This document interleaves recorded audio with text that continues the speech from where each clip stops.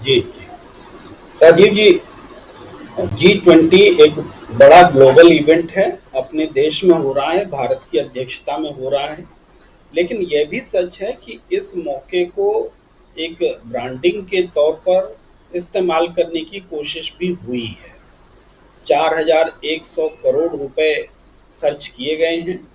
और जो जिसकी बात आप कर रहे हैं कि मलिन बस्तियों को हरे पर्दे से ढका गया, या जीव जंतुओं को हटाया गया, गरीब गुरबों को सड़क से हटाया गया ताकि चमकीली दिखे दिल्ली। तो ये दरअसल G20 में शामिल दूसरे देश पहले से करते आ रहे हैं। जिनके लिए हम ये कर रहे हैं वो लोग भी G20 या ऐसे सम्मेलनों का आयोजन बड़े शहरों में ही करते हैं और चमक दमक दिखाने के लिए करते हैं। जी। G20 में जितने भी देश हैं, जरूर देश दुनिया की जीडीपी का अधिसंख्य 80-85% उनके पास है। लेकिन अमीरी और गरीबी की खाई के लिए यही G20 के देश ही जिम्मेदार भी हैं। जलवायु को, पर्यावरण को जो संकट है उसके लिए भी यही G20 के देश ही जिम्मेदार है। और देश दुनिया में हम वसुदैव कुटुंबकम या one earth one family one future, ये नारा बहुत मुझे अच्छा लगता है। ये नारा अच्छा लगता है। अगर इसी सोच के साथ दुनिया के पूरी मानवता के लिए बात होती, युद्ध का विरोध होता, पर्यावरण के लिए काम किया जाता, गरीबी कैसे मिटेगी इसका कार्यक्रम G20 के देश तय करते, तब उस ताकत या उस शक्ति का सही इस्तेमाल नजर आता। तो वो चूंकि इसके डीएनए में ही नहीं है, G20 के डीएनए में नहीं है। तो हम जब से G20 में गए हैं, हमने अपना स्वभाव ही बदला है। बहुत लोग असहमत हो सकते हैं और गर्व का विषय महसूस करते हैं कि उन लोगों के, संभ्रांत लोगों के बीच में है, संभ्रांत देशों के बीच में है। लेकिन संस्कृति हमारी संभ्रांत बने रहे, ये ज्यादा जरूरी है। कुत्तों को, जानवरों को तंग करके, गरीबों को छिपा करके, ये हमारी संस्कृति नहीं है। ये एक जी। बात हम कहना चाहते हैं। दूसरी बात है कि जो बाई इलेक्शंस के रिजल्ट्स आए, ये 4-3 के रूप में नरेंद्र मोदी जी की सरकार के खिलाफ में दिखता है। इसको अगर देखा जाए, मैं थोड़ा विश्लेषण करूं, तो त्रिपुरा में 2 विधानसभा सीटों पर बीजेपी की जीत और उत्तराखंड में एक सीट पर अपनी सीट को बचा लेना, ये जो 3 रिजल्ट्स हैं, ये 3 रिजल्ट्स त्रिपुरा में जश्न मनाने का मौका है बीजेपी के पास निश्चित रूप से। लेकिन इन 3 रिजल्ट्स के समांतर जो 4 रिजल्ट्स हैं, उन 4 में खास तौर से उत्तर प्रदेश और बंगाल का जिक्र जरूरी है। बंगाल, जहां पर कि बीजेपी अपनी सीट हार जाती है, जहां पिछले लोकसभा चुनाव में 18 सीटें बीजेपी जीतती हैं, और वहां जबकि इंडिया डिवाइडेड होकर के चुनाव लड़ रहा है बीजेपी जी। के समांतर, इंडिया एकजुट नहीं है। इसके बावजूद बीजेपी जीत नहीं पा रही है, ये एक रिजल्ट है। और उत्तर प्रदेश का जो रिजल्ट है, या फिर झारखंड का जो रिजल्ट है, झारखंड में भी इंडिया बनाम एनडीए हुआ, वहां भी बीजेपी की हार हुई। और लेकिन उत्तर प्रदेश का रिजल्ट बाकी सब रिजल्ट पर भारी है, क्योंकि उत्तर प्रदेश एक सैंपलिंग है। उत्तर प्रदेश की घोसी सीट पर जो 57% वोट समाजवादी पार्टी को मिले, और अखिलेश यादव जी ने ट्वीट भी किया कि ये इंडिया की जीत है, तो सही मायने में ये इंडिया की ही जीत है। कारण स्पष्ट है कि उसमें जो बाकी अल्पसंख्यक फोर्सेस हैं, या अति पिछड़ा वर्ग है, दलित फोर्सेस हैं, इन सब का यूनिफिकेशन इंडिया के नाम पर हुआ है।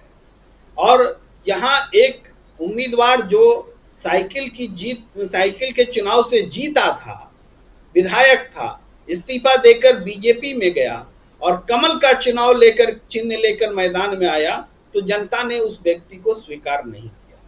यानी एक ही व्यक्ति साइकिल के साथ जीत कर आता है, लेकिन कमल के साथ जीत नहीं पाता है। ये भी इसका मतलब है। तो ये जो उपचुनाव है, ये बता रहा है कि इंडिया का खौफ एनडीए पर और नरेंद्र मोदी जी पर और उनकी टीम पर क्यों है?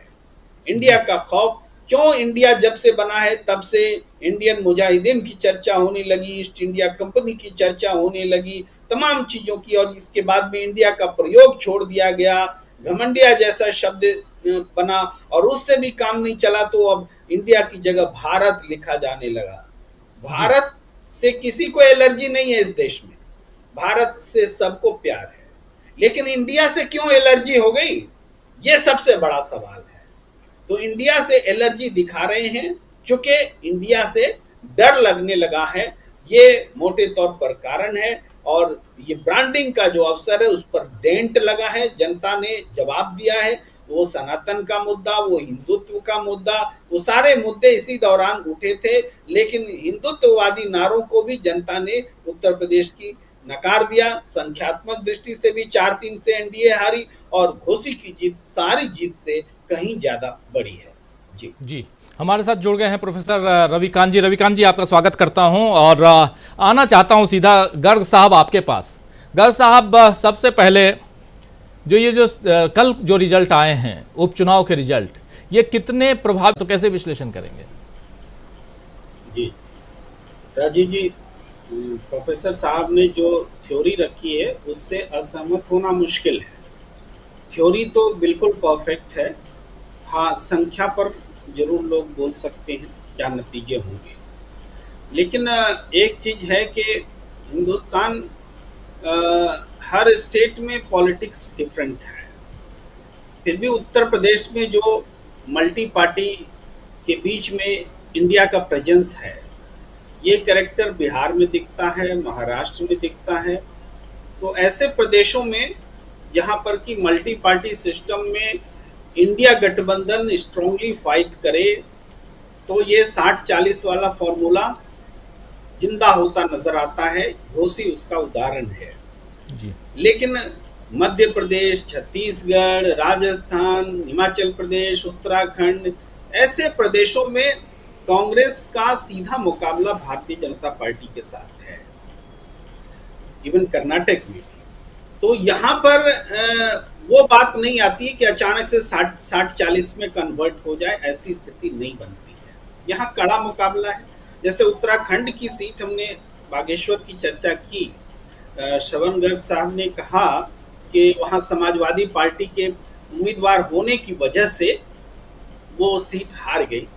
तो इस बीच मैंने थोड़ा सा देखा क्या है, तो समाजवादी पार्टी को 650 के आसपास वोट मिली है और 4,500 का फासला है।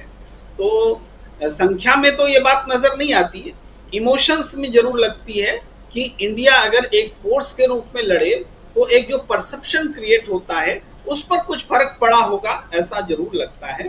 लेकिन उत्तराखंड जैसे इलाकों में मेन मुकाबला कांग्रेस और बीजेपी में ही सीधे सीधे है। वहां कांग्रेस को परसेप्शन का फायदा धीरे धीरे मिलना शुरू होगा जब बाकी स्टेट से आएंगी चीजें आएंगी।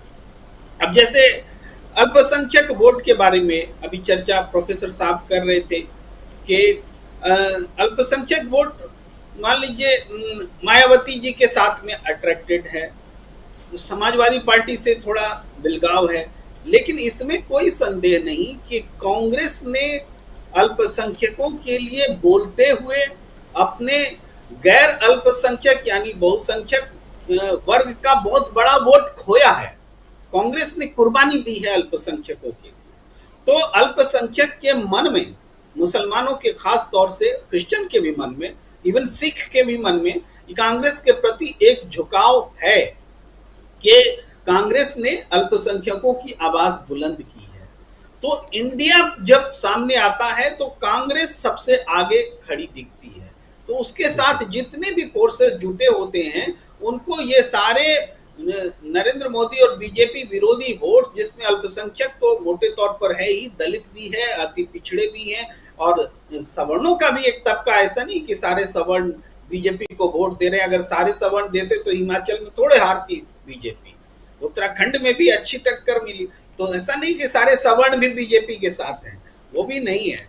लेकिन बीजेपी विरोधी वोट्स जो हैं वो कहीं ना कहीं इंडिया के पीछे पोलराइज होते दिख रहे हैं।